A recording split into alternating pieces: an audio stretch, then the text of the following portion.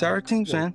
How do you feel? Are you better? Are you uh Yeah, I mean, then yeah, I'm better, I guess. And there's really not much of a definition to what I'm feeling. uh, It's like sometimes there's what you described is very proper actually. There's a void which you can't mm, fill. Normally we choose people to come and go into our lives. So mm, even our spouse tends to be replaceable, right? But the only yeah, people that you cannot replace are your relatives, and especially your seed family, if that's what you can translate it to in mm, English. mm. Çekirdek aile, right? From Nuclear Turkish. family. Your mother, your father, your brother, your siblings. Mm. Those can't quite get replaced. So They can't, I mean, at all yeah, get no replaced. matter what you do. So Yeah, that's very fair. I also was thinking about what I told you, which was something that Simge told me. And the void that you feel in your emotions is Mhm. real, but the nature of that emotion that you feel is something that those people who they were in your life, they define them. So um, it's a challenging time. I know. Whatever that type of feelings are, it's very challenging for everyone. I mean, that might present itself in different ways in different people. I remember just during recent years, we lost many family members. I lost my aunt. I lost my two of my uncles. I lost my cousin, and um, My like, condolences. yeah, thank you. The same to you. And then in one point when I was thinking about my uncle, which is my in like some my aunt's husband, we call him uncle, who passed, and he passed a year after, 2 years after exactly the pass of my cousin, who was his daughter.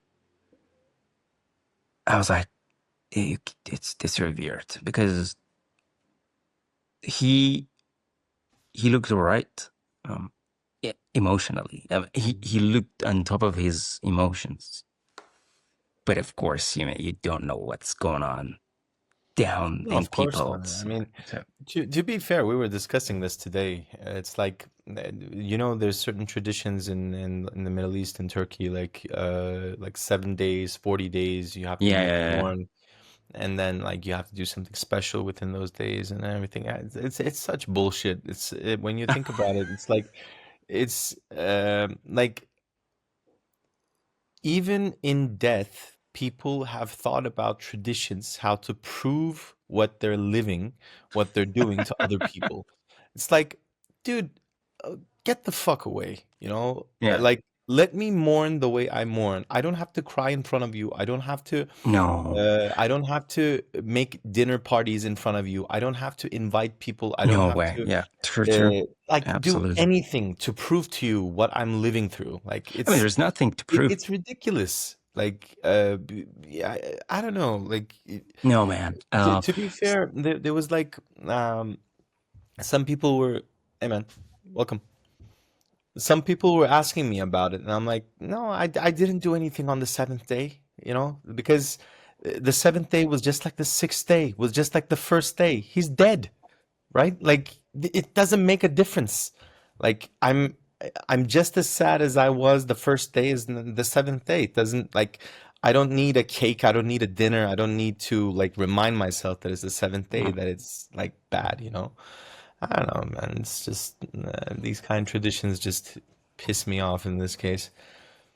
Yeah, I don't know if there's any reason or significance religiously in a bigger picture of a society. I don't know that, to be honest.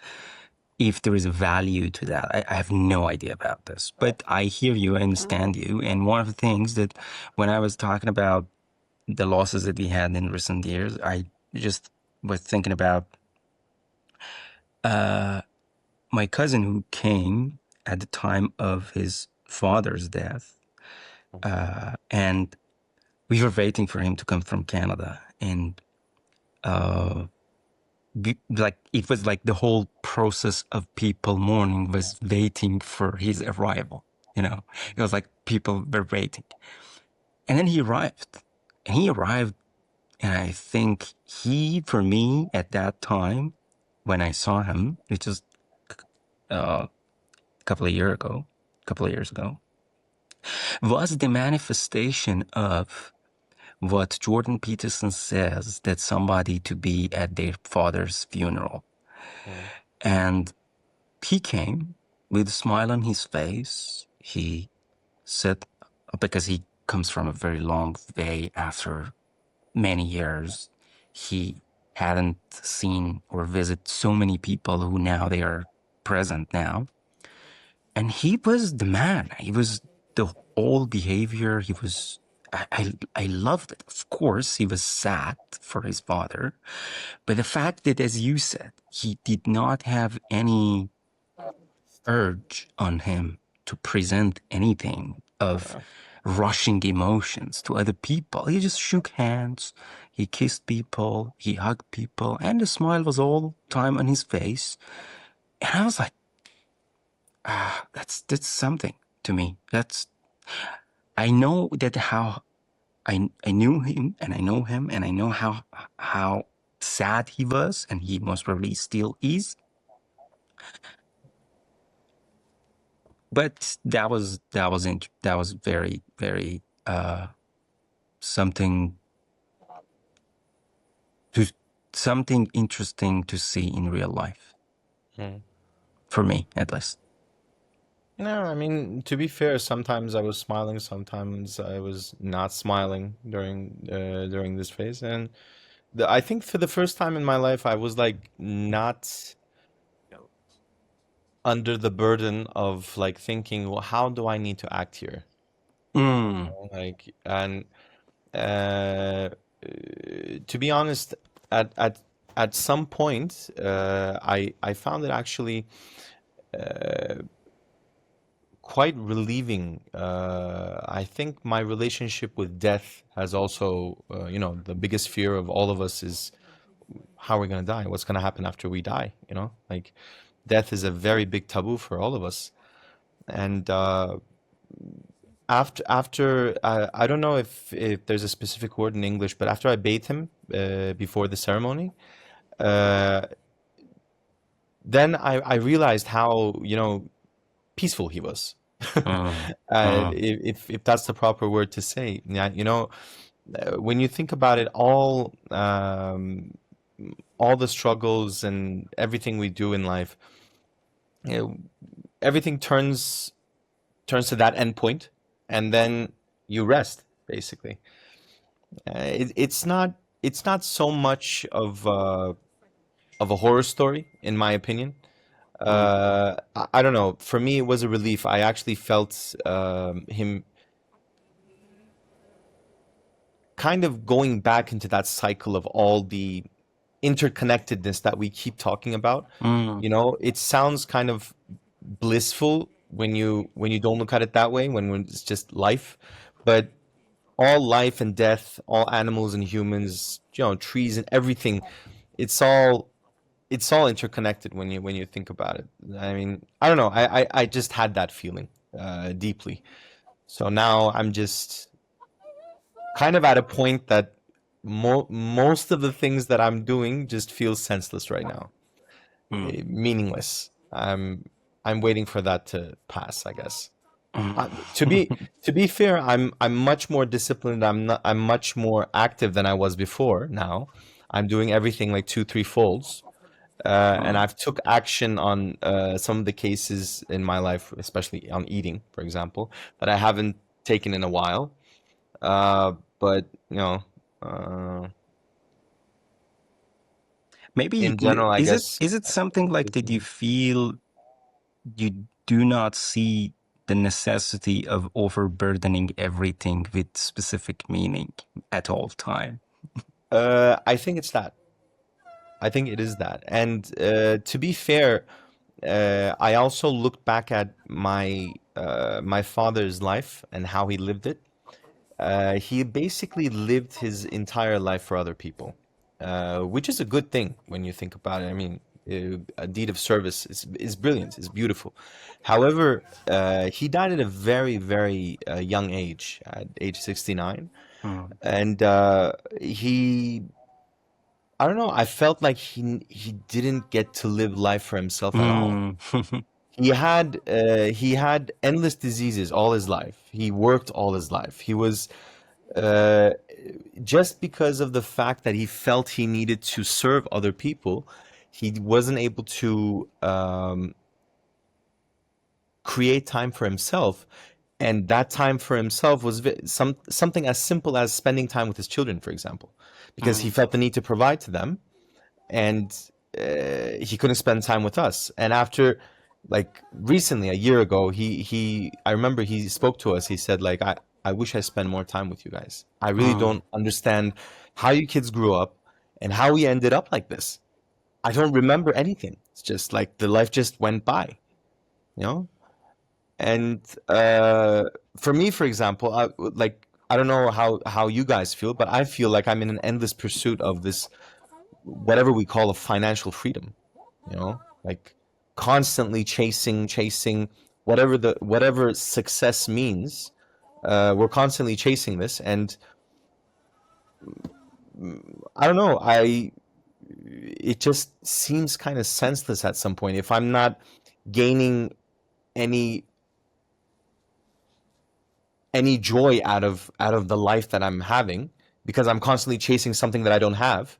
It seems kind of senseless. That's why I'm thinking, like, since life is short and I'm trying to, like, chase this success, what other people think is success is, which is financial freedom and things like that. What do I want? I'm trying to understand these questions. What do I want from my life? What do I want to do?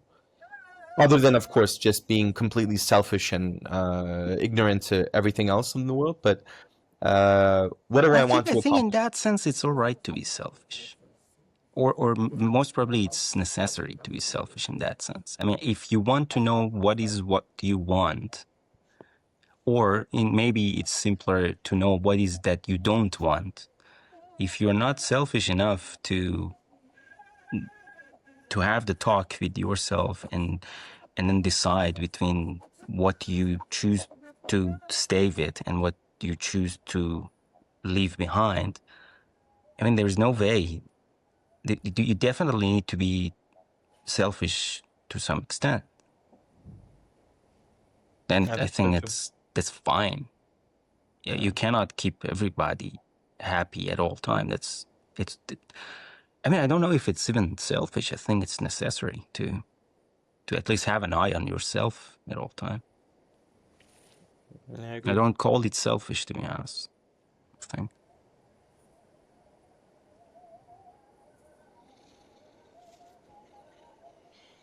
So we opened up with a heavy topic, gentlemen. Yeah.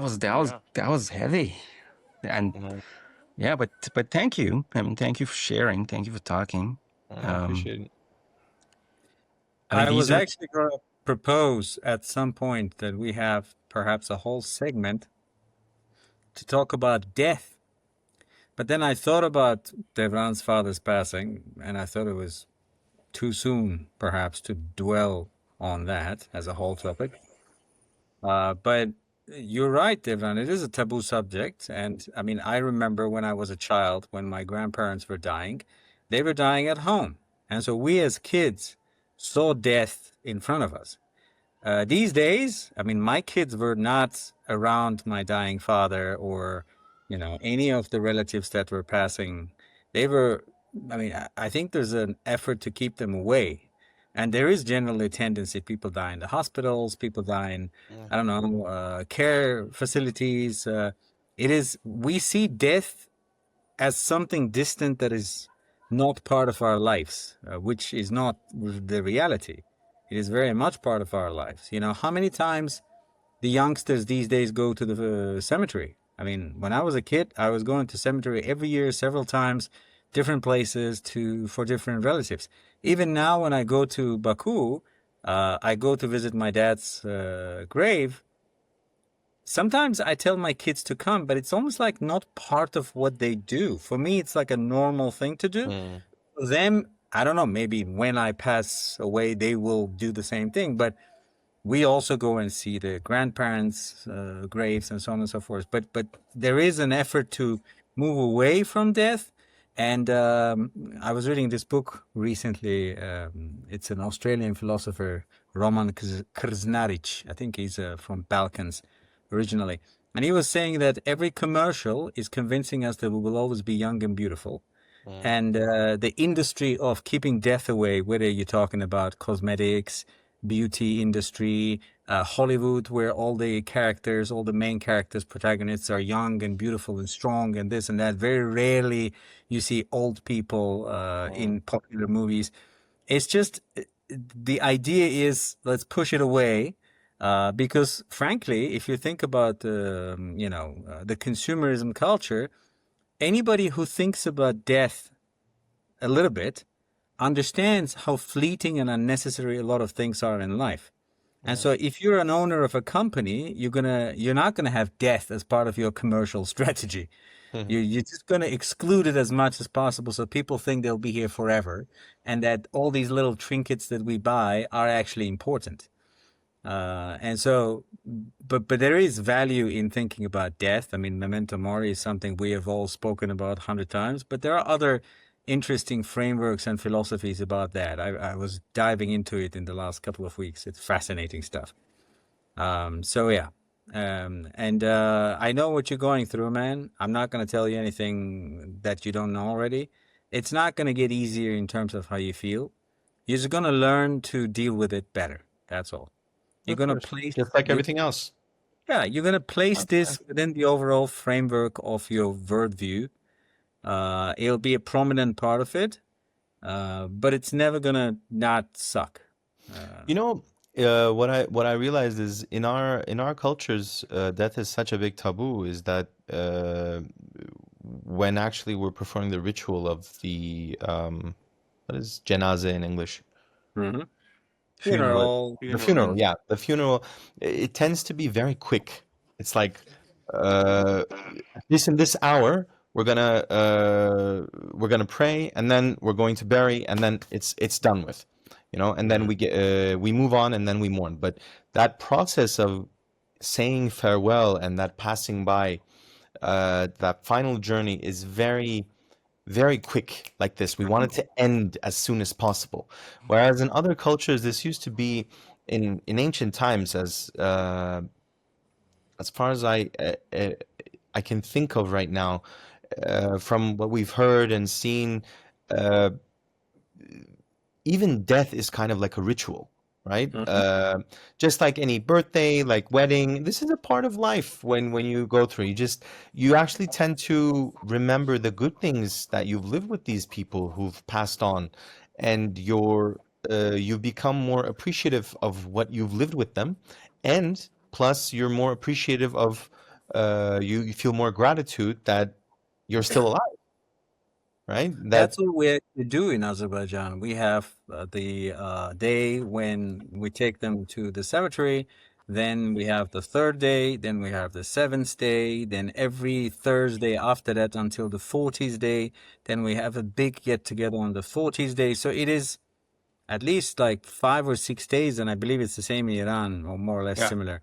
We have something Where similar here. We were talking about that with Kia, by the way. Mm, That I caught last specific end of it. timing and rituals, I don't feel that I'm that close to that understanding, like 40 days, 7 days, etc.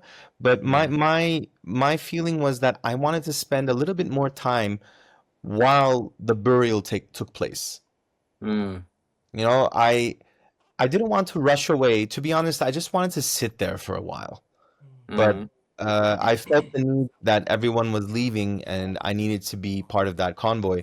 That I needed to leave as well. You know, it's not that I wanted him back at that time, etc. And I wanted like pleading, why'd you go, etc. No, it's just Want I to just take wanted your to be time. there. Yeah, I No, just man. wanted to be there. It's this is the thing. Like I think what is it now? It's 13 years that my dad has passed away now. When I go to Baku, particularly around August, which is his birthday month, then we go and visit. Usually with my mom. It's either my mom and I, or I go alone. And if my brother in town, we go. It's just, I mean, people still do like the whole family goes 10, 15 people. Every year they do visit the cemeteries. We have a little bench there. I go and sit down, and again, it's not the same in Turkey, for example. In Turkey, you have basically a little stone, right? In Yeah. Azerbaijan, the stones are bigger, Hmm.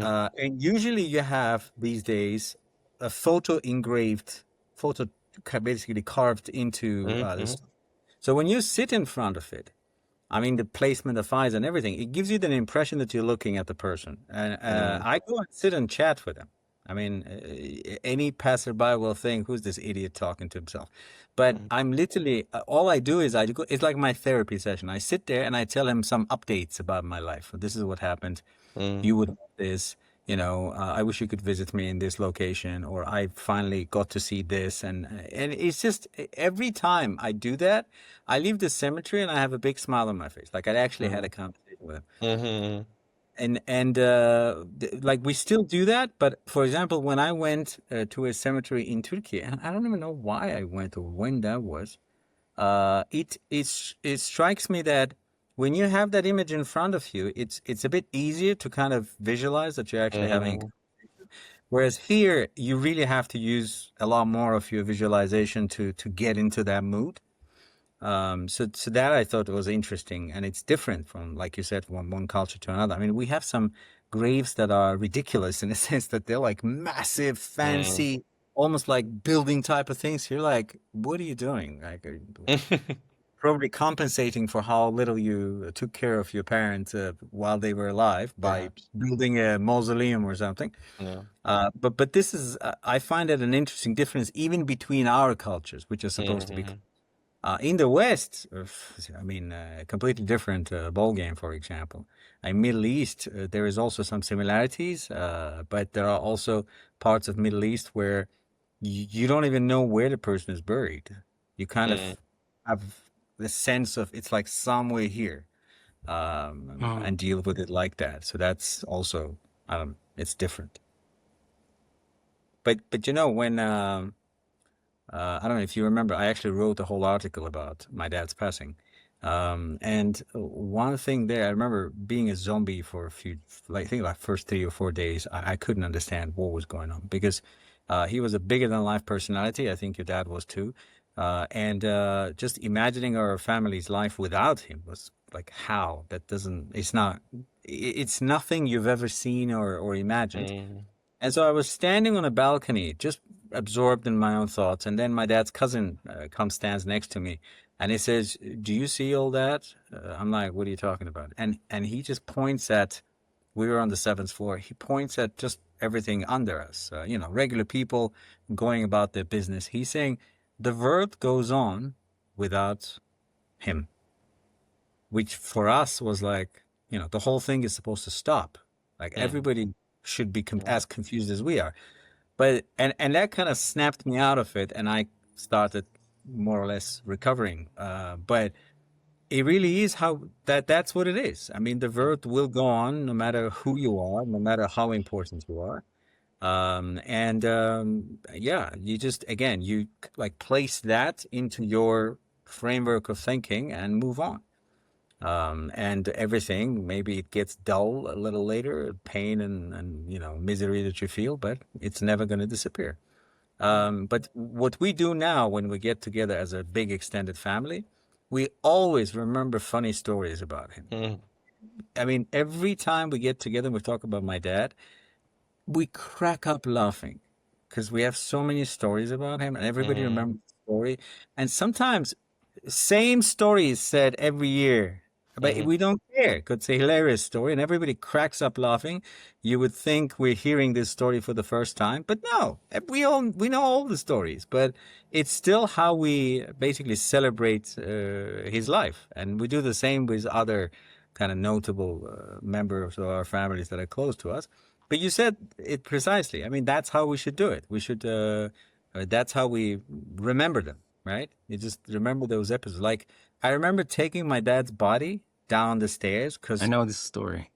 I mean he's 130 kilos. He was just thick. You know, he wasn't too fat or anything. He was just taller than me, 130 kilos, big bones, and carrying him in this casket type of thing Mhm. down the stairs because the elevator we just had a normal standing person elevator. We had to take it 7 floors down, right? And the only two people that could actually pick him up were me and my brother. Mm, And he always, and we were the only people who lifted weights. mm, And he was always against, right? He was always talking crap to us. It's like, this is bullshit. You're wasting your time. You should read books. Lifting is idiotic. And as we are moving, so my brother and I are holding two handles at the head side, which was the heavier part, and we're going down, right? And so we have four people doing what two of us are doing for the legs mm, part. It's supposed to be lighter. And they're all replacing each other. Like the entire crowd follows us. My brother and mm. I are just going forward. And at some point, we didn't even say it's floor 3 or like halfway. My brother and I looked at each other and we just start laughing because, like, you see, old man, you told us not to lift. Look at these motherfuckers who are about to Yeah. blow you, if not for us. And then in the cemetery, it was a long way to get to the place where he would be buried. And there was this very narrow passage in one place where two of us couldn't pass. And my brother, who's a big dude, he's like 100, 105 kilos, right? Very strong. He gets under it, like shoulders the whole Mm, thing on his back. And he made those like 4 or 5 meters on his own.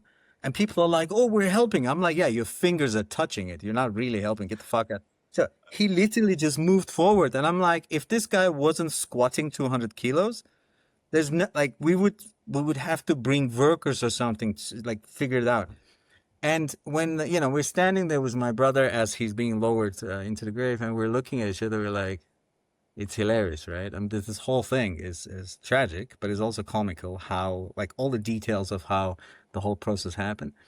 And, we were there, like, the whole third day, seventh day, all the Thursdays, and then the 40th day. We're sitting there and we're just listening to stories. We're telling the stories, and that's all it is. And if you had an opportunity to spend some time with them at the end, that's when you understand it's a real blessing. Did you? I mean, the last week he was in intensive care. His heart Mhm. stopped during Monday. Before that? Sorry? Before that? Before that, I mean, there wasn't much quality time. He was barely breathing as it is for the last Oh. year. He didn't have much energy in him. I mean, he used to say hello. He was very happy to see me each time I visited. We used to hug and say hi. And then, I mean, we did some small talk, and then he usually went back to sleep. The last year, sadly, was that because again, his entire life was focused around working and Mm. providing for others. When he lost that, he lost his meaning for life. And the last 4 to 5 years, it was after he retired, it was basically downhill. Mm. I remember that. So not so much quality time, but to be fair, I mean, uh, as much as I could, yeah, I saw him. No, I think it's important. We tend to try to find meaning in some lost conversations or whatever. That's why I was asking. Mm, And I kept playing our last phone conversation with him because my dad passed on the day when I came from Syria. mm, I kept playing that in my head over and over. And at some point you realize it's the last conversation or the last interaction doesn't have to have a meaning. The meaning is yeah, all the years that you were together. of course. And then the second lesson I took from that is that, and I try to do it with my mom. I mean, we speak every week. Hmm. We have video calls every time to go to Baku. I try to stay at her place as much as possible. I mean, you realize, because my dad passed at 58, my mom now is 72. And my dad's passing was a lesson that, you can lose them at any time. Yeah, And so the trick is not necessarily to be with them the entire time, but to make sure that you have quality time with them and to make sure that treat them kindly, because you never know how much time you have left. Nice. Like my dad and I literally said, "I'll see you tomorrow." Like that was the conversation we had. And then we said, we'll watch whatever football championship was happening. We'll watch the finals game together, whatever. And then 2 hours later, my brother called me that dad is gone. And that was the thing, that you don't know which conversation will be the last one. Yeah. So it's not possible to imbue some meaning in that conversation and, like in a movie, and that was some deep, meaningful interaction at the end. That's not how it usually happens. To be fair, I'm just very grateful that I made peace with him. Like 2, 3 years ago, not even 3, but very recently, I think like a year and a half ago, we made our peace. And then, I was able to finally see how things were. And we started to have a much closer relationship afterwards. So I'm very grateful for that. I mean, I would be very I would be pretty sad if I said goodbye to him in a way that I used to feel about him. That would be very bad for me. Yeah. So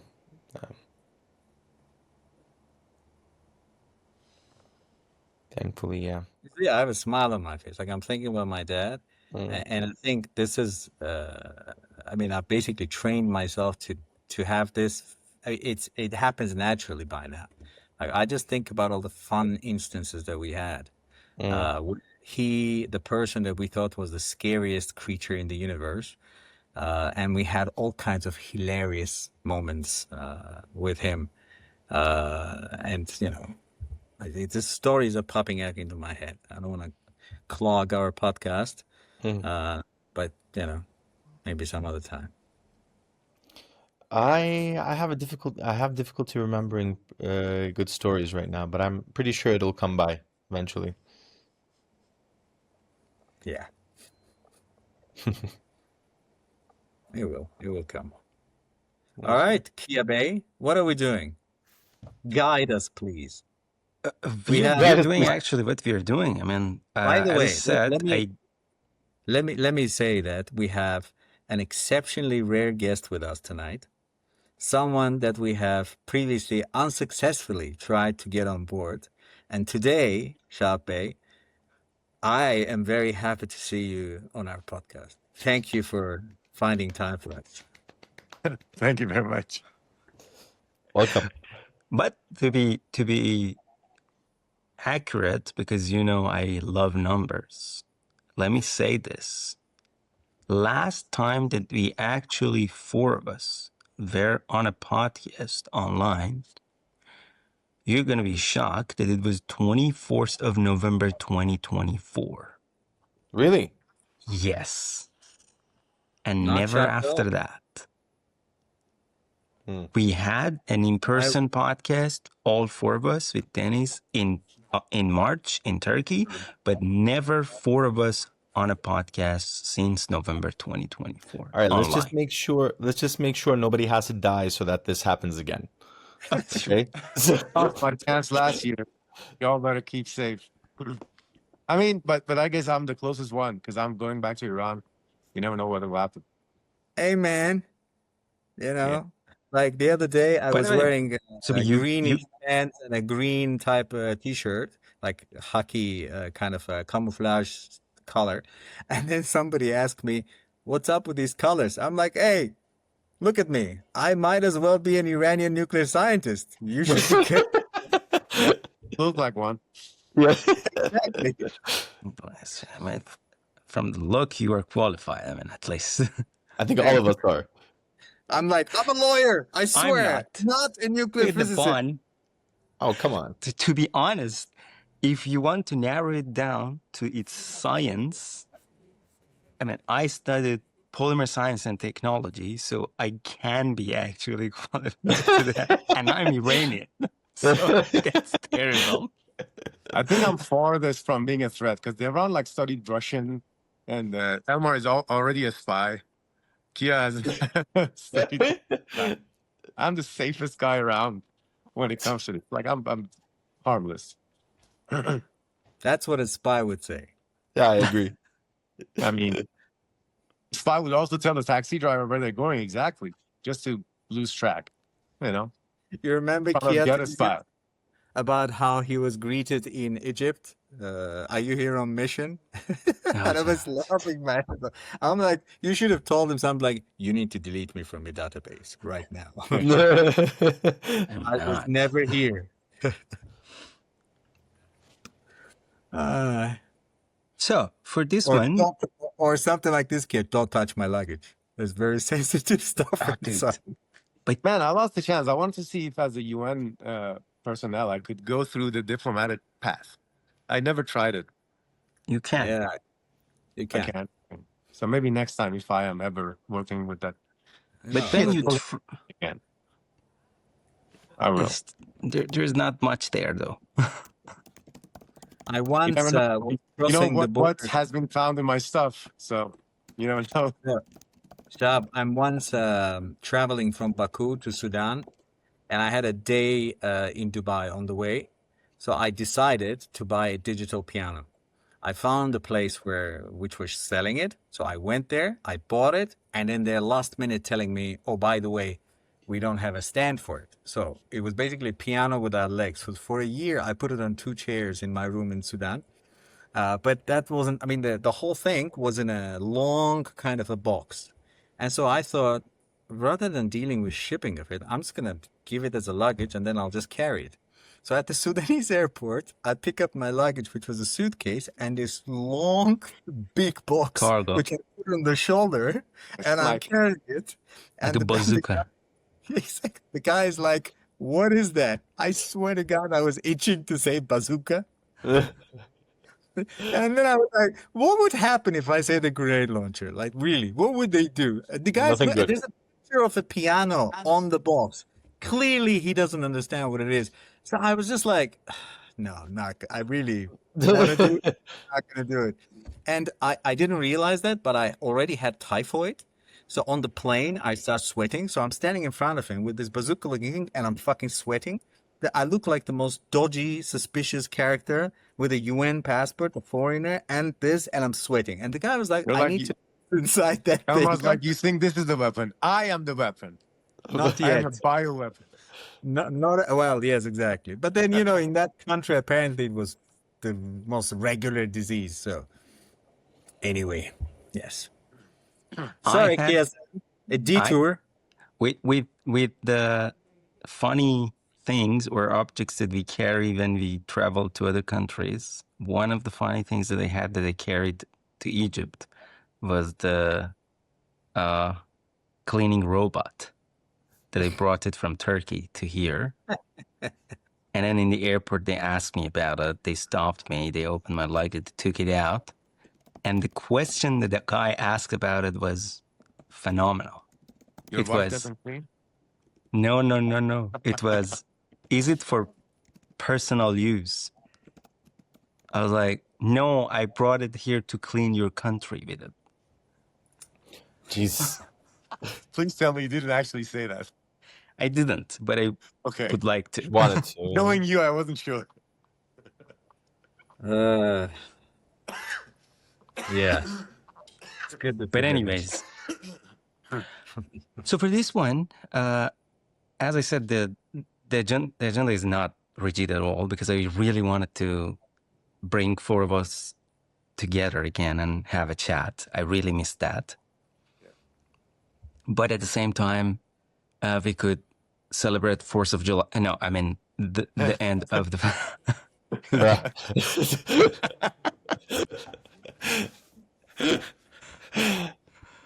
We could talk about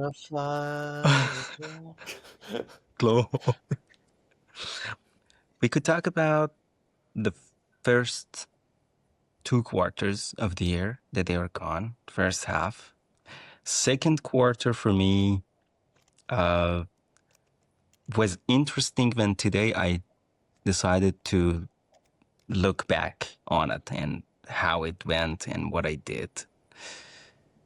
But this time, as I told Elmar, Devron before you guys come over, is I don't want to start it myself. So I want to leave it to Devron to kickstart whatever he would want to say, because he also had some significant changes in the second quarter. You moved the gym, Oh yeah. if you don't remember, and Yeah. reminding you, because when in March we recorded the episode on jiu-jitsu together, you were still in the previous place. Yeah. So I'll leave it to you. There's no need to bring any detailed numbers, but just how it felt, how was the second half and second quarter. I mean, in general, the move to a new gym was the biggest thing. When in terms of business and outside life. I don't know what Q3 or Q4 is going to bring, but I'm working on a couple of side projects. I don't want to jinx them before they happen. We'll see. I mean, I'm just going with the flow, to be honest. I made a couple of promises, and my entire plan right now is to just fulfill those promises before doing anything else, and then afterwards, I just want a vacation, to be honest. Like a 3-4 month just disappearing, just reading and grounding myself in nature for a while. 3-4 Hopefully I'll be months. able to do that. Yeah. okay, this is going to be the session that we are gonna call him over, and he's gonna come for the quarter 3, and he's gonna talk about Yeah, his we'll see. reads. Like No, a long if permit this period. can happen, this can only happen after Q4. Until now, Q3 is Oh. booked. I made multiple promises to multiple events, multiple people. So I need to fulfill those responsibilities. But afterwards, I just want to go away for a while. I The see. gym is more than capable of running itself. There are many highly trained individuals in our team who actually want to contribute or who want to do the best they can to support the team. You know, give back to others. I'm There- sure There's also the there's also overall spirit can manage itself. What are Yes, you sir. saying, old man? You want to say a snarky he's like comment? there's a lot of highly qualified people. I'm like, and Shahab.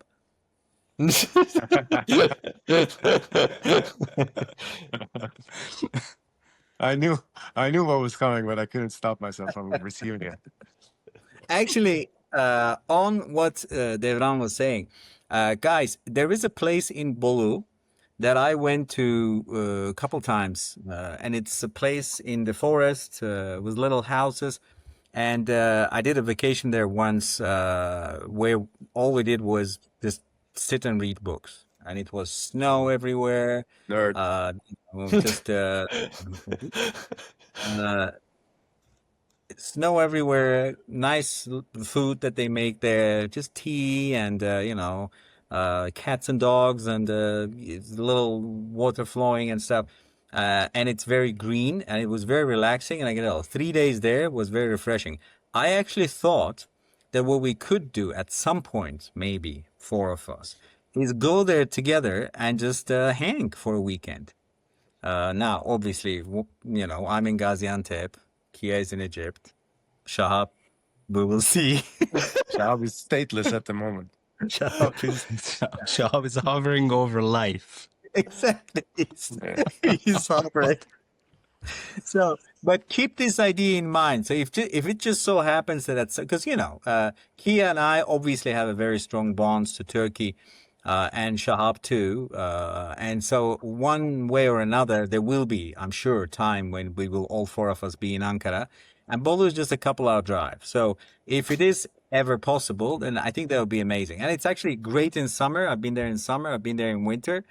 Just a nice place to hang. So keep it I in would mind. love Dude, a Oh, friend of man. mine actually came up to me. It's like, I think it was like 2 days ago. He just randomly came up to me. It's like, hey man, how's it like how's it like being an orphan? It's like, dude, What the fuck? it's been 5 days. Like, Who was Show me that? that friend so I can soon, fucking no? bring some shit. How's it feel being an orphan? It's like, Do I know that friend? you do. Fucking Devran, don't tell me it's Murat. Huh? Don't tell me it's Murat. No. Okay. Fucking hell. Guys, so it's 2012, literally 2 weeks before I came home. So 2 weeks before my father passed, right? And I'm sitting there, and a friend of mine, a Syrian friend of mine, we're sitting there. Now, he lost his father when he was 18. So we're talking about just parents and, parenthood and stuff like that. And then he says, I need to show you a video. He shows me a video of, it's a short, I don't know if it's a commercial or something, where the father asks his adult son, the father is old, what is that? And the guy says, bird. And then he asks again, what is that? And the guy says, bird. And he asks him, what is that? And the guy says, I told you 100 times, it's a bird. And the guy says, okay. Stands up, the old man, goes, brings his diary, gives it to his son and says, read this. And he says, my son turns 5 or 6 or something. And today he asked me, I don't know, 15 times what that was. And each time was happiness. I told him it was a bird. And so, the son feels bad about it and hugs and, be nice to your parents. And then I'm sitting there and then I'm looking at this guy. I'm like, why the fuck did you send it to me, man? He's like, I don't know, man. It felt like the right thing to do. Now I regret it. So then I tell him, okay, let me tell you a story about my father. And I told him a horrible story of how my dad was terrorizing us by forcing us to read a book in like an and to summarize it. And I'm like 14. He makes me read Balzac and Dostoevsky. I'm like, what the? I don't even understand what's going on in this story. And so I tell him the story, and I'm like, and he's like, thank God I lost my father at 18. I didn't have these Oh guys. my God. Jesus. What the fuck? Well, what kind of fucked friends No. do you have? Well, Oh here are the examples right in front of you. Why don't you That's go what she next, brother? What should Why go I go next? what?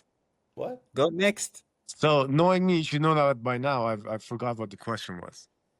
I'm sure Kia will remind you. Don't Sure. worry. You forgot too. bitch. So let me remind you about the question. Do you remember the first quarter? No. Double Yeah, it. there was one. Double What happened it. the second quarter? No, not necessarily. Now we're trying to stack it together. Just let's half of the year is gone. 6 months. I mean, today, to be honest, I was quite puzzled with what I was thinking about second quarter in my head and what it turned out to be on my records. Mhm. I found the value of recording because, to be honest, my head was blank and I was thinking that my second quarter was my life did not worth living because I was wasting time all the time. But then it turned out that I read 7 books and I didn't know. I thought I didn't read any books. Yeah. I thought the only book that I read was the book that you told me to read. And then I checked my record and it turned out that I read 7 books. But I realized that I was so overly occupied in my head with recent events that I had totally erased 3 months and stuck to last 10 days or like 2 weeks. And I was like, oh, did I read these books in the second quarter? That's very weird. I thought it was like in February or something. But no, it was like after March. It was in April. So then I was thinking about these podcasts. I was thinking about the talks. I actually went and watched the episode that we had on the first quarter to think that what did we talk about the first quarter? And it was even more interesting to me. I was shocked by hearing myself saying in the first minute and 25 seconds of the podcast that I was quite happy with my performance in the first quarter. And I was like, wait, what? Yeah. What is going on? So then I wanted to talk to you guys and to hear, because we are a group of people that we have very high expectations from ourselves. We are never happy with what we do. We want to do better. Like by happy, I mean Satisfied. we do not stop and giving ourselves standing ovation for the things that in other people's eyes are actually very big things to do. So I think even like if I right now giving the floor to Shahab, I know that many things that comes to his mind are negatives of life happening, and he totally forgets about all the medals that he look. You go to competitions. Look, this might be funny because of the weight that one of the things that I learned from mathematics and specifically arithmetics and analysis when it comes to work is the job of distributing the value weight of the contributors to something that I'm calculating. So there are contributing factors to what I'm working or I'm trying to analyze, but not all of them have the same weight. And the beauty and the art of somebody who's doing good analysis is to give enough factor to those that they have heavier weight in their calculations. So like in the story of Shahab, what I'm seeing is that recent events that they have very significant value and heavy weight in his current feeling are overshadowing what he actually spends his money, his effort, and his time to get to something that maybe in future can contribute to his life and totally change it. Yep. Very good that you pointed it out. We tend to think about biases not to be fucked by the biases. I can't find good choice of words, so I'm just going to be a bit more vulgar today.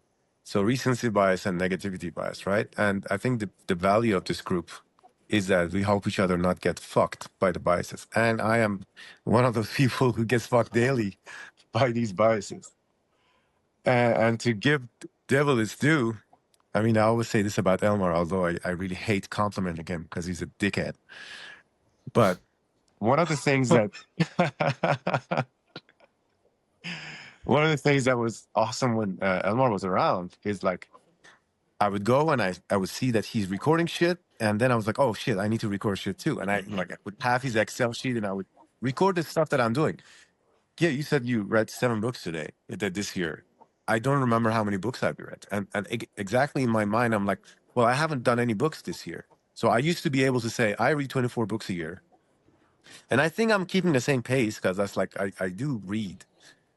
But I have stopped recording, and I know it's stupid, but I keep doing it. But then when people who I loved and I cared about and who affected, who I respected enough to have them affect my life, were around, it was helping. Every time I went to his room, when I would see his Excel sheet, I would just go and update my own Excel sheet. I think there's nothing in my Excel sheet for 2025. Or maybe there's something, again, the recency bias, right? So probably in the first quarter, there's stuff, and then there's nothing for the longest time right now. But as you said, it's good that you remind me. It's good that Alma reminds me, Devon reminds me that there are things that I'm doing. Obviously, it's never enough because I know how lazy I am, despite what you're saying. Like other people might think otherwise, but I know what I can do and what I don't. So that's why I'm never happy. So, Well, uh, one of the other things that you have that you can go and check is the WhatsApp group that we have. Just some of the games that I do with my search on that WhatsApp group is to search some words time to time, like, like competition. yeah, I might go and search the word competition and see how many times during last 2 years I mentioned competition, you mentioned competition, and Elmar mentioned competition. So this is something, man. I mean, these are the things that they are available. You are keeping the record, and that WhatsApp group is actually keeping the record for us.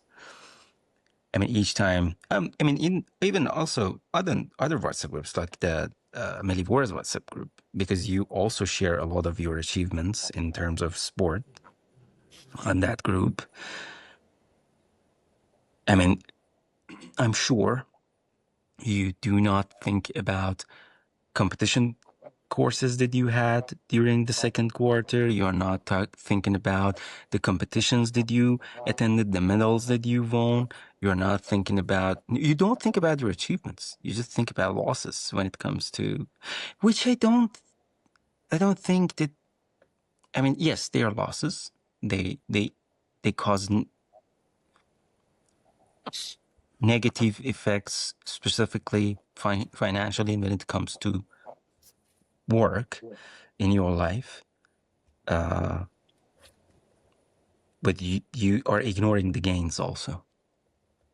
I don't think I'm ignoring the gains, and you know, by losses, like No, by ignoring, I mean at least turning a blind eye over them when you are trying to make yourself. When I'm asking the question, how was the second quarter? Do you remember? it Do you wasn't good. remember? No, I don't. What was it? What did I say? Do you I remember said, the first quarter when I said, "How was the first quarter?" in the WhatsApp group? What did you write? no, I don't. What did I say? You wrote it sucked. And do you Well, remember the what I second quarter sucked answered? more. Do No, you say remember it. what I answered? No.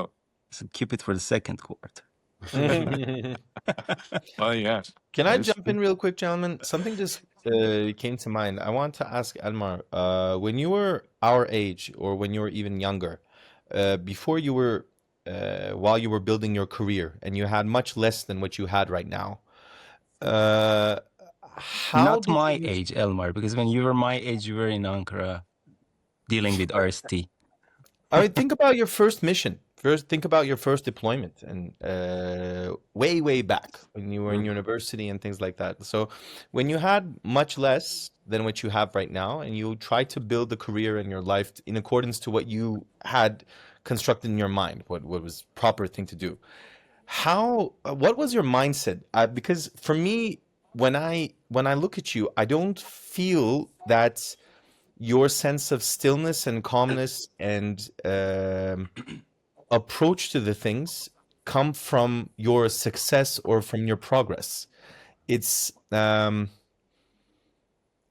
it's more of like a mindset. I think it's not. It doesn't come from those checklists that we keep talking about, I think. But I wanted to hear from you. Did I make the question clear enough? Or Preface it before it starts. That there are many ways in which it could go, but if you want to kind of narrow it further, to make it easier to just go okay, straight to. so for because what I feel is something similar to what I think, that me and Shab have something similar in this case. I'm going to go from my perspective. Please tell me if I'm wrong. So when Wrong. I go to competition, from this specific example, I know it's not like this for you. I'm going to say it from competition. When I lose, I feel that I'm not enough. When I win, it's because the competition was either easy or because the opponents was easy, etc. So it's always not enough, right? When I earn 10K, I want to earn 20. When I earn 20, I want to earn 30. And it's that it's not that I want to earn more or I want to do more. It's that I don't feel content with my success, with the I goal don't that think I I have achieve. that, by the way. It does not fulfill me.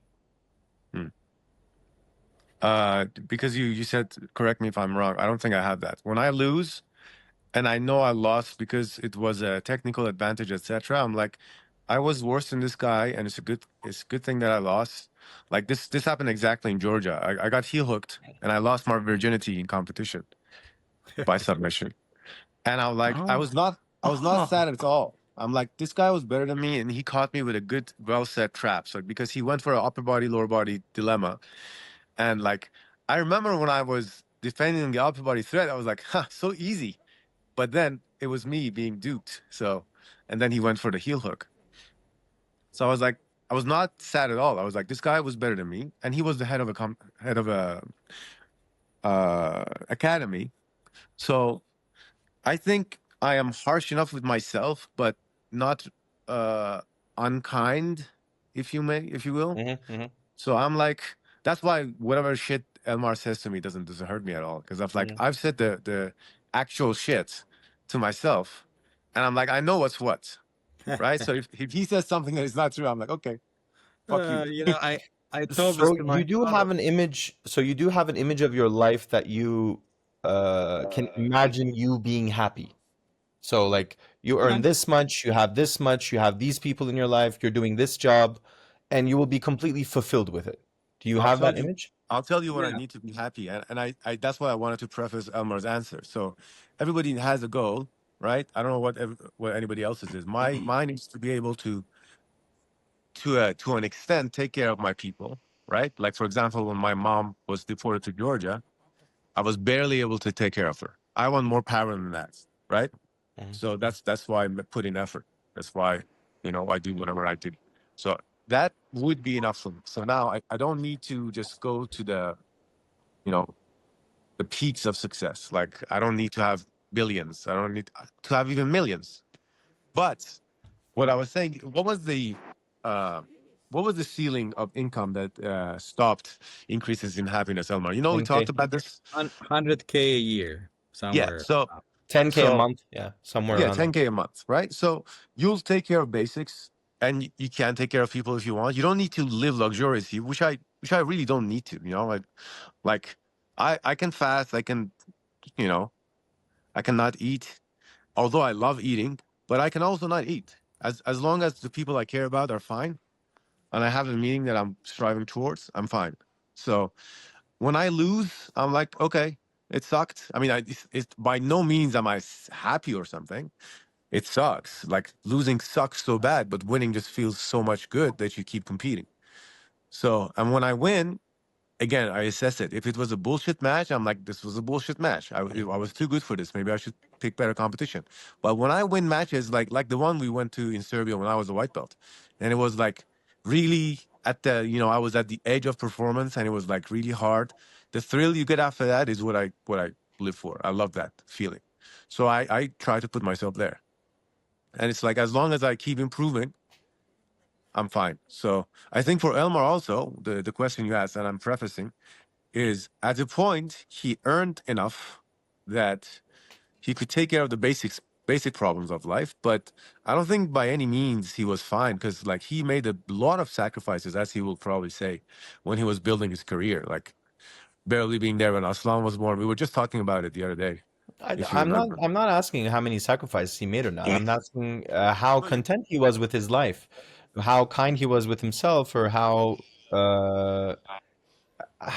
unhappy or happy what he was with the current situation. It's like accepting what is and what isn't. Yeah. If you No, allow the gentleman I to guess we'll answer. hear it from him. Okay. This is just a map of things. So I was taking notes while this was going on. So let me just backtrack before I come to your question, Devon. So first of all, on what you said about tracking, there's a phrase by Richard Feynman that says the first rule is that you must not fool yourself, and you're the easiest And person you're to the fool. easiest person to fool. Yeah. And you may have an impression that you're doing more than what you've objected done, or you may have an impression when you're overly critical of yourself that you haven't done anything. Yeah. And the tracking is really just so there is something there that you can look at and objectively understand what has actually happened, the facts, basically. Yeah. And this is why it's difficult for you, Shahab, to do tracking the way I do it. If I, for some reason, miss a week, I just restart the week after. Like if for some reason I didn't open that Excel table in a week, I will open it immediately whenever it occurs to me. I will fill in for that past week whatever I remember, and whatever I don't remember, I don't care. I'll just move on. The problem for you is you act on these things as a perfectionist, and so you get mad at yourself that, I didn't do this. So then either you don't do it at all, or you want to start from a set date and then follow it perfectly. But the truth is, you don't have to. So I think understanding that and letting yourself off the hook a little bit on that is how you make sure, because at the end of the day, the point is, I didn't read anything in the first quarter. If it is factually accurate, then you can make adjustments in the second quarter. But if you don't know what is factually accurate, then making adjustments becomes kind of a vague game in your brain. And like we established, it's easy to fool ourselves. So that's on tracking and keeping record. And frankly, I used to have a fantastic memory when I was in my 20s. And then gradually I realized, oh shit, it's not the same anymore. So I really started tracking when I was 36, 37 or something like that. So that's when I started tracking what I read. Then it became what I read and, how much I exercise. And now it's a little more than that. But you also have to be realistic. Like there was a time when I was trying to track my daily blood sugar, what time I wake up, what time I go to sleep. And then it grows to a level where it becomes just too much work. So then you don't do it because it's just too much work. So you just have to decide on what metrics matter to you and just measure them. Everything else, it's fine. At the end of the day, as Devon was saying, we're all going to die. So there's only so much that matters. Let's not overdo this. When it comes to your question, Devran, I come back to what I think Kia flagged for me the first time was what Naval Ravikant said. What is the true measure of intelligence? And it is if you get what you want from life. And the trick here is there is no objective measurement of what you should want. At the end of the day, it comes down to what satisfies you. Maybe for you it is, $100,000. Maybe for somebody else it's $1 million, and it is $10 million. And we all have different starting points as well, which is why it is not really something where Ravikant can tell me what I should be satisfied with, or I can tell you, anybody can tell anybody. So I think what helped me from the get-go was that I grew up and really my adolescence was in the years of extreme poverty in my country. And so I kind of got trained to want less. And, my first apartment was tiny 30 square meter apartment where myself, my wife, two babies were growing. And by today's measurement of my life, that was a crappy way to live. But at the time, it didn't feel like that because everybody in the country was poor. I mean, there were very few rich people. And I mean, it's easy for me to say now, oh, I made sacrifices. Oh, I was, very kind of strict with what I bought or what I spent money on. But the truth is that the thinking at the time was different. So it was easier for me at the time to save or to focus on career, and there were not as many distractions. There was no social media for one. Like I could not waste, let's say, a couple hours every day easily compared to today. So that was the first thing. And then the first time I think I really felt that I'm at a point in life where things are good was when I was around 30, but then I became international at 28. So things really lined up for me to be able to do that. And so when I started earning good money for a couple of years, I was like, okay, I think from here onwards, I'm comfortable. So then I could really switch to the kind of things like trying to spend quality time with my kids, for example. Or I knew I wasn't going to spend a lot of time, but whatever time I had to be good quality. I could, it was really at that point where I could deal with my own demons. Like I told my father once, whatever criticism you give me is nothing compared to the shit I tell myself. And so one of the things that I really struggled with in my 20s was just rage. And I was cultured enough not to let it out towards my wife or my kids or my friends. But inside, I had fucking hurricane and firestorm constantly. And it was, it was showing itself in different forms. But I think it was in my 30s that I learned to acknowledge it, control it, channel it to the useful direction and not to the useless direction. Every once in a while, it still kind of bursts out, but it's much easier to control by now. And I think I was also lucky and blessed that I had the kind of experiences that, seeing in different countries in what conditions people live made me appreciate what I had, even if what I had objectively wasn't a luxurious life, but it was still miles ahead of most people that I was seeing in countries that I was working in. Dealing with people from different nationality was automatically training me to learn how to deal with people, how to interact with people, what worked, what didn't work.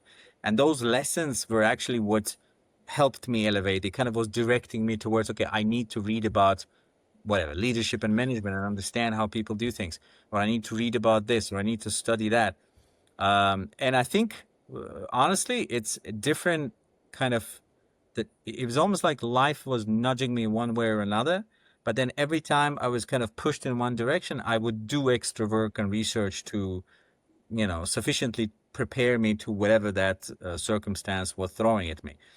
And I think the trick really is either you have to work so much that you earn however much you need for whatever you want, or you need to really reduce what you want so you can then, adjust your needs and have a bit more realistic approach to what you potentially can learn.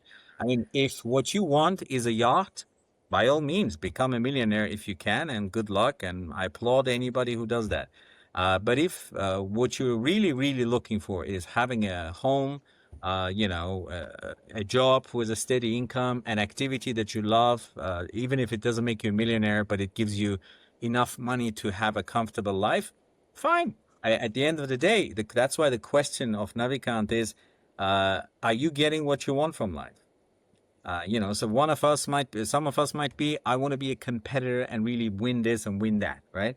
Somebody else will be, if I actually help X number of people become proficient in this art that we all do, that will bring me joy, right? If somebody else may even think in completely different terms, like I don't necessarily think of myself as an competitive athlete or as a coach.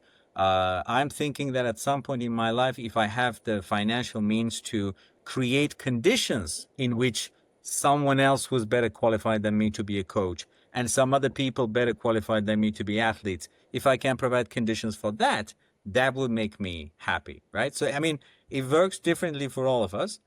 And, my job, I'm also happy doing this. Like, I'm good at it. I get enough satisfaction. It's a bit of a vicious circle of I am happy doing it. It gives me joy. As I'm good at it, I want to do more of it. I don't want to pretend that there's some deep philosophical plan that I had from the beginning. It was just circumstances, and Shab, not the humility of this answer, by the way. It was just circumstances, and I think me just adapting to them. It was basically just that. As But always. the secret really I've thought about this before, Devran, and I think what really helped me throughout this is that I always wanted very little for myself, which is why, for example, there was a moment in my life where, after all the property kind of moving away from me, people were asking me, how are you okay with this after the divorce and everything? And I was actually okay. And I was having these internal conversations. I'm like, I don't really need those things to have a satisfactory life.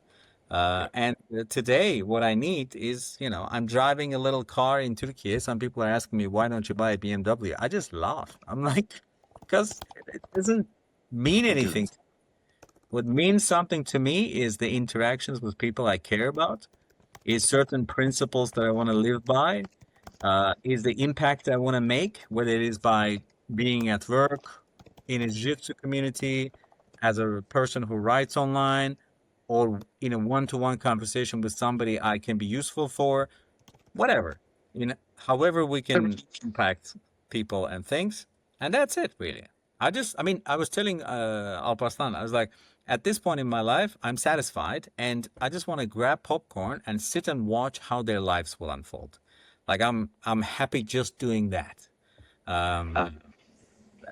Which for example, speaking about the second quarter, Kia, one of the highlights of the second quarter for me was going to Baku and going to the first UFC event in Baku with Hakan and Alparslan.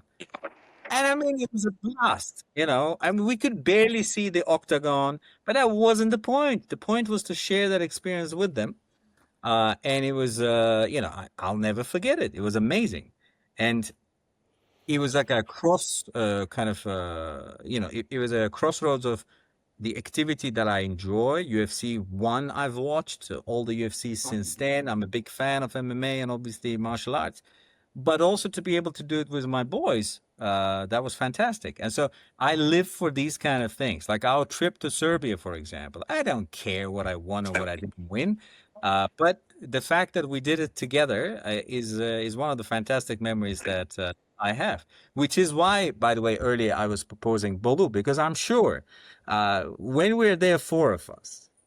It won't be that, oh, look, we read 3 books over 3 days, or wrote something. No, it's just going to be a lot of this, and it's going to be just an awesome time that we spend together, and we will come back a little bit happier.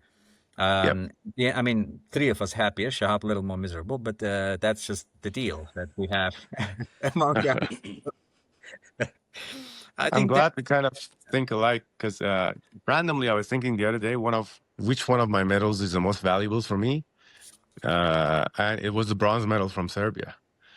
Although it's like it's not the best medal. I have like 9 or 10 gold medals and 3 silvers and 2 bronze, and it was not the highest level competition, but it was the one with the best story. So it's the stories in life that we make that are fun. See, Yeah, sure. your qualification of what is a best story or what is a bad story, and I mean, I think we think very differently about that story. Yeah, I I don't know understand. how many times I face palmed during those 2 days. How many times I rolled my eyes. How many times I yelled for fuck's sake. But it was fun. At the end, it was kind of a story that It played was all out in a very. needed for me to come and save the day. yeah, We have a very different view of things, my friend. But again. No, I'm standing there in the back of the arena. Were you already there when Kia got injured or almost injured, and we're standing there? We're like, "What I happened?" was there after Alparslan's match. Oh, so yeah, you were there, and I'm thinking to myself, how much worse? So Devran lost, Alparslan lost, and Kia and I lost, and Shab barely makes it, and I'm standing there thinking, this is a royal screw up. This whole tournament. Why the fuck did we even come here? And yet, it's a great memory, right? yeah, yeah. It was a good memory. Yeah, that was a great memory. I really love that. Yeah. So let me tell you about my second quarter. Not much in terms of I don't know, books read and articles written. I think I wrote even less than 2 articles per month. And remembering that there was a time when I was writing like 4 a month, I was like, how was I doing that? And I read like 1 book in April, 2 books in May, and I think in June I sped up a little bit and I read like 5 or 4 or something like that. But most important things in the second quarter, to be honest, I did 2 trips to Baku, including the UFC event. It was a blast. Dana White was there, Khabib was there. I met Merab Dvalishvili. I mean, it was amazing. The whole time there was great. Then I moved houses in Gaziantep. We now moved to our own house here, and so that's very nice and took a lot of work. For some reason, you know what registered in my mind? I think it was April, no? When we did the Melivora call. Was it April?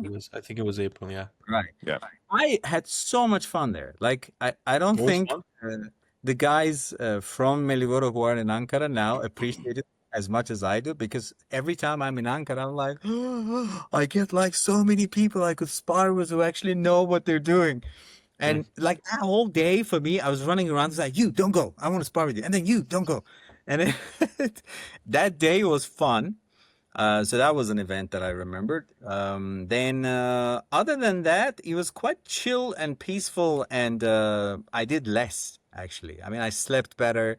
I did. I mean, there was a lot of focus on work, but the funny thing is that even in the times when I do less, I know exactly what I should be doing, and it teaches me how to, like, when I have even less time than usual, or when I have even less energy than usual. I just prioritize the right things now, and I'm not obsessing. I told you guys even at the end of last year, 2025, I'm just gonna try to chill.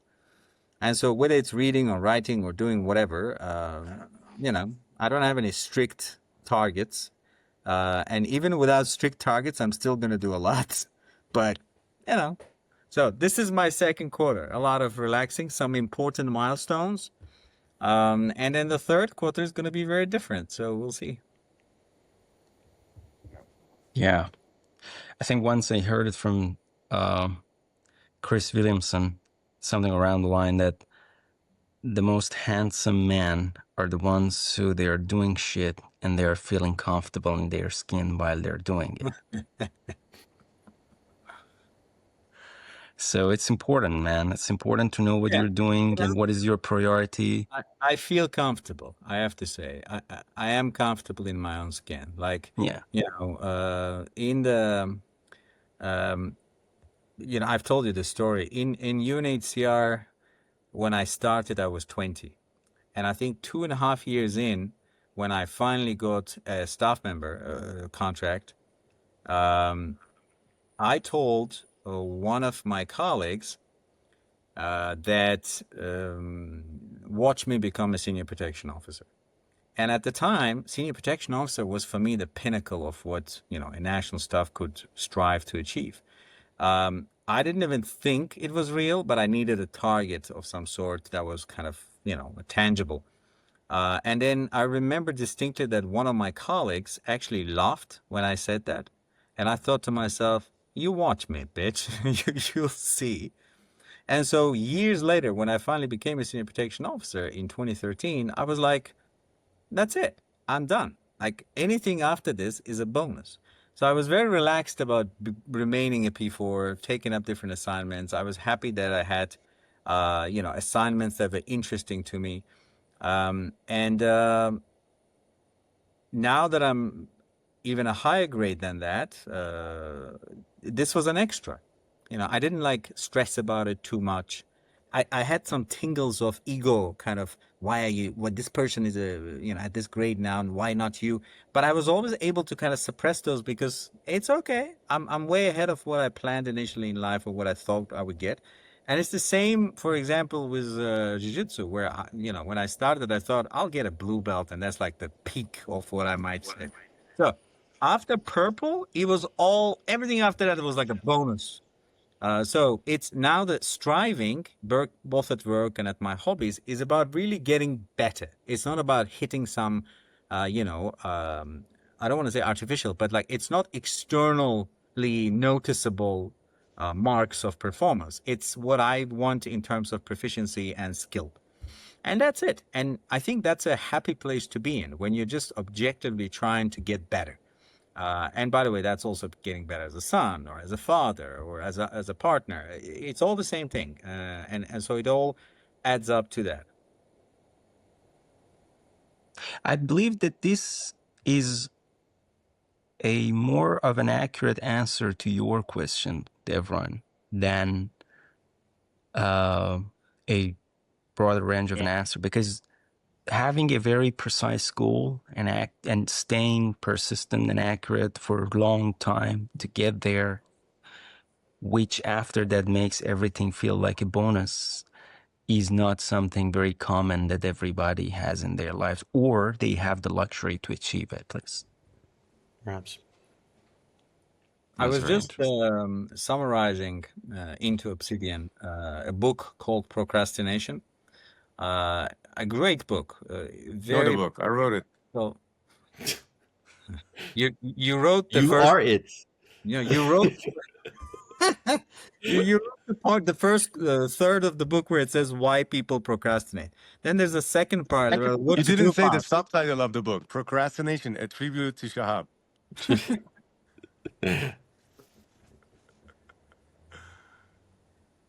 Okay, you got distracted. Sorry. So the thing about this book is interesting that the advice it gives I was reading it and I couldn't hide the smile. I was like, God damn it. I mean, it is all in Marcus Aurelius, Seneca, Epictetus. It is all there. Like literally every advice modern psychological science gives you about anything, like how to handle your anger, how to deal with procrastination, how this and that. Like I'm reading it, I'm like, yeah, this is what Marcus Aurelius said. And then you read on. So basically it says if the task is too big, you have to make an effort to concentrate on the process, right? If you can concentrate on the process, which as I expressed it is skill development, then you will be happier, okay, that rather than focusing on the end goal. However, when the getting goes tough, when there are moments that you find it difficult to motivate yourself, remind yourself of the end goal and the big goal. So the trick is that there is really no, like when they say, oh, it's about journey, not destination. That's not always true. You need at least some idea of a destination, and you need to remind yourself of what that destination is occasionally. But if you obsess over it too much, then that paralyzes you and doesn't let you engage in day-to-day activities that maybe from one day to another don't advance you that much towards your goal, right? So you need to have kind of a balanced view of both things. Focus on today versus focus on tomorrow. But I think it's a, it's a mistake to say, I always wanted to be a world champion and that has been my singular goal. Cut the bullshit. Or I never focus on the goal, I just focus on the journey. Also bullshit. You just have to figure out what kind of a combination works for you. True. True. So, gentlemen, that The was, depth of this episode, though. yeah, it was like, but it was amazing. It was fun, educational, as always, for me. Thank you for your time. Thank you for sharing your knowledge of life. I really appreciate it. Really enjoy it. One of these days for me in my life, one of my most enjoyable times is to sit and edit these episodes because I listen to it like second by second again, like trying to fix the camera and the voice and then go back on it. And I cannot enjoy doing this more and learn from all of the insights that you share. And thank you. Thank you so much. And Thank you for making it happen. Sure, Yes, as sir. always. And And looking thank forward. you for finally making it to the podcast. Thank you for making me come like you always do. Not bad, not bad. Thank you, gentlemen. Thank you very much. Thank you, sir. Catch you on the next one. Peace out. Bye. Take care. Bye-bye. You too. Bye.